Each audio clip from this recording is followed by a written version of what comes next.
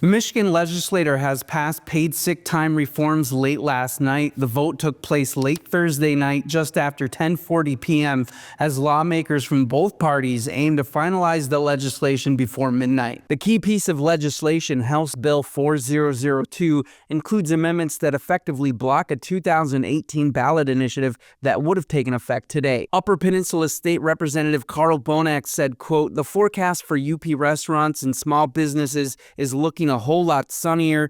Today's vote was a much-needed win for tipped workers and business owners who have been staring down the barrel of radical rule changes for far too long." The original initiative that was overhauled would have required businesses with 10 or more employees to provide up to 72 hours of paid sick leave annually, while smaller businesses would have been mandated to offer at least 40 hours. Under the newly passed law, small businesses will not be required to offer the minimum 40 hours of sick time until October 1st, 2025. Upper Peninsula State Representative Greg Markinen said, "We saved small businesses tonight. When you think about UP businesses, nearly every one of them would qualify as small. The protections we passed tonight are important for all of Michigan, but they will be the difference between life and death for our UP communities." Proponents of the original sick time legislation argued that it would have provided essential support to Michigan workers during emergencies and illnesses, giving them peace of mind when the unexpected occurs. The new legislation is essentially a watered-down version of the original. Republicans say it's not everything they hoped for,